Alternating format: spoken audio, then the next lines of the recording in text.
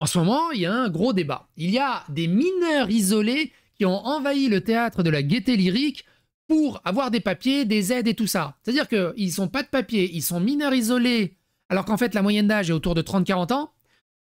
Ils sont protégés par la gauche, protégés par les associations. On sait où ils sont, ils pourraient être soit en prison, soit dégagés du pays. Mais non, on va les aider, on les interviewe. On va faire un tour autour de tout ce bazar et autour de ces mineurs isolés.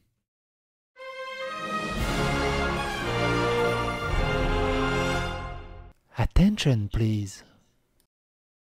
On va partir de la base. Déjà, ce qui a déclenché le feu aux poutres, c'est ça. La Gaîté Lyrique, occupée par des mineurs isolés, la mairie propose de les transférer au lycée Brassailles. Pourquoi elle ne propose pas de les mettre en prison ou de les dégager du pays? Après 6 jours d'occupation à la Gaîté Lyrique, la mairie de Paris a proposé ce lundi 16 décembre une solution de relogement pour les 200 mineurs isolés. Pourquoi ils doivent être relogés? Pourquoi nous, avec nos impôts, on doit payer leur logement? Elle suggère le lycée Brassailles dans le 15e arrondissement de Paris, mais elle doit attendre que l'État accepte cette proposition. Le maire de l'arrondissement, Philippe Goujon, s'y oppose fermement. Suite dans l'affaire des 200 mineurs isolés qui occupent la Gaîté Lyrique depuis le on va pas répéter. Une décision politique presque scandaleuse. C'est absolument inadmissible. Il n'a jamais été consulté, je m'y oppose totalement. Avec plus de 2000 places d'hébergement pour les personnes en difficulté, le 15e prend toute sa place dans la mise en place des politiques de solidarité. Je m'oppose fermement à l'accueil de 250 mineurs isolés. Faut arrêter de les appeler mineurs isolés au bout d'un moment. La ville de Paris essaie de passer en force malgré l'avis des maires d'arrondissement. Il s'agit d'une décision politique scandaleuse tant que le maire d'arrondissement soit associé. Regardez ça. Attends, revenons derrière. Ouais.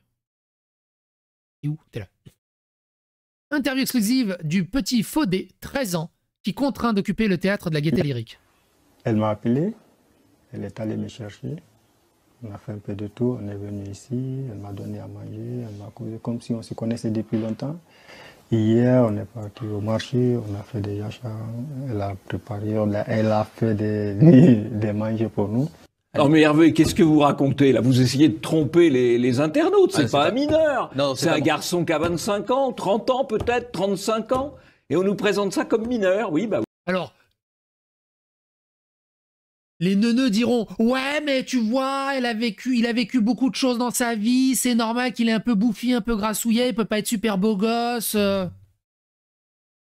Oui, les mineurs isolés, ce sont en fait des fraudeurs. Pour l'essentiel, ce sont des fraudeurs qui sont vraiment étrangers, mais pas mineurs. Le théâtre de la Gaîté Lyrique est occupé par 200 migrants se prétendant mineurs isolés, le tout avec la complicité d'une association et de la direction qui n'entend pas les déloger. Si on n'est pas capable de renvoyer chez eux ces bambins barbus, on pourrait au moins les repartir entre les membres de l'association et ceux de la direction, juste pour voir leur tête.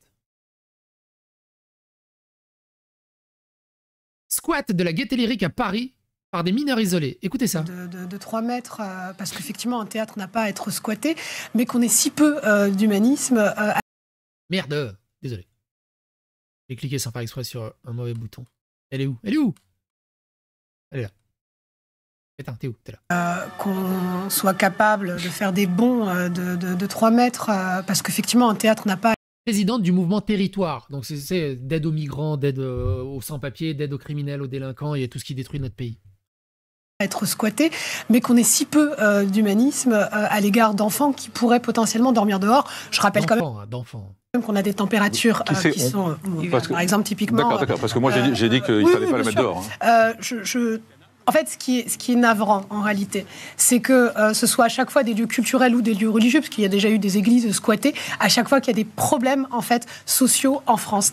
Et la réalité, c'est que le traitement même des étrangers, et notamment des mineurs isolés, est confié à l'ASE, à l'aide sociale à l'enfance, mais même leur accueil n'est pas réalisé par l'État, mais par des associations. C'est-à-dire qu'aujourd'hui, on...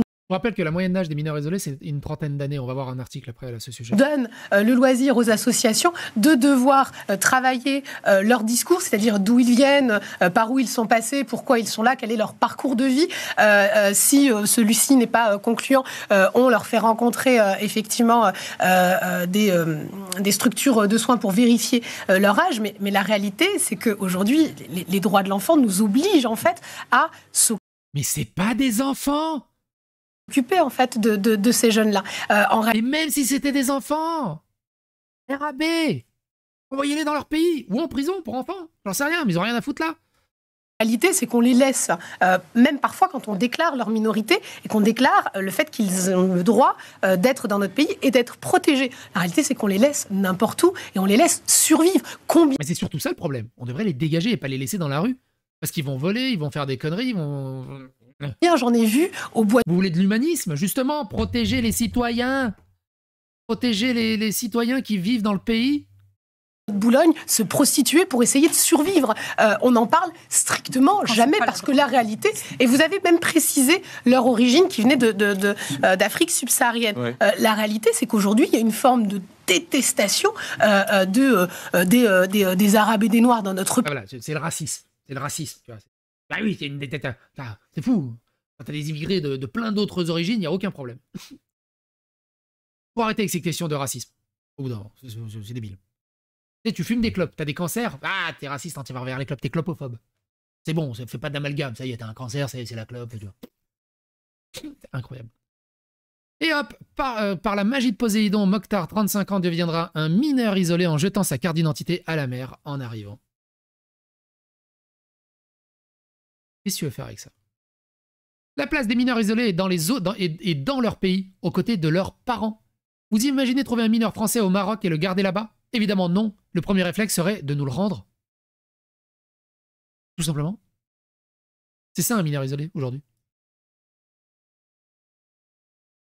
Micro-trottoir de Vincent Lapierre avec un mineur isolé venant de Guinée et squattant un gymnase avec une cinquantaine d'autres personnes. Bonjour monsieur.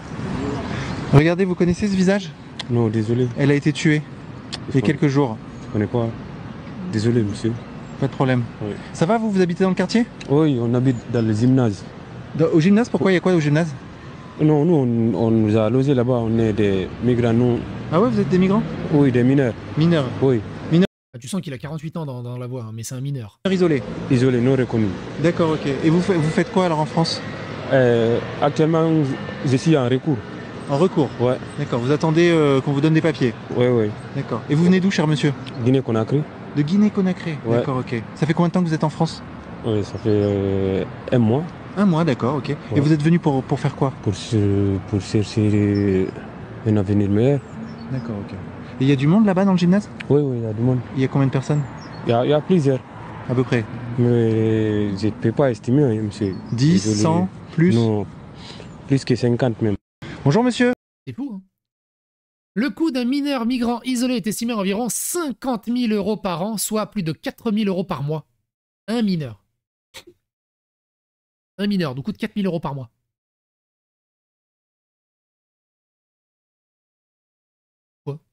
Pourquoi il coûte aussi cher? Le coût total pour les départements peut monter jusqu'à 2 milliards d'euros. Et c'est là que tu vois le truc. Ils en ont rien à battre, ces gens des mineurs isolés. Ils en ont rien à battre de la pauvreté. Ce qu'ils voient, c'est 2 milliards d'euros pour faire semblant de travailler en se donnant des points de vertu pour une cause noble. Et derrière, ils s'en mettent plein les fouilles. C'est du trafic d'êtres humains, en fait. Avec l'accueil, la mise à l'abri, l'orientation scolaire ou professionnelle et les dépenses de la vie courante. 4 000 € par mois pour un mineur des dépenses de la vie courante. Incroyable.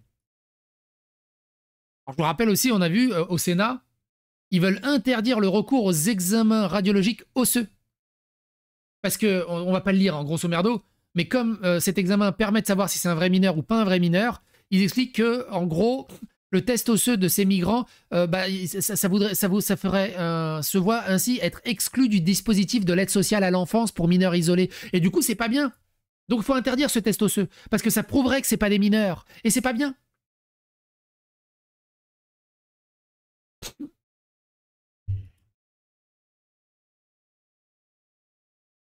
Qu'est-ce que tu veux faire avec ça? Mohamed Lalou, un ressortissant marocain qui s'est fait passer pour un mineur isolé à son arrivée en France, condamné pour le viol d'une personne handicapée ce mardi 14 mai. Les faits se sont produits à Masson. En 2022, il a été condamné à 8 ans de prison. Il serait donc très certainement de retour dans nos rues en France dans très peu de temps grâce à la justice d'Éric Dupond-Moretti. Gare de Vénissieux. armés d'une machette, 2 migrants mineurs isolés âgés de 23 et 25 ans s'attaquent à des passants.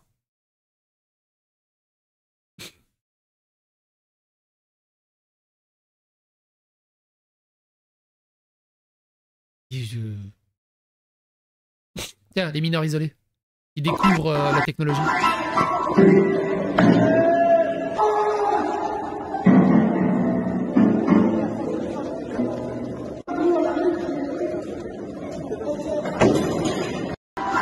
Pourquoi ils nous servent?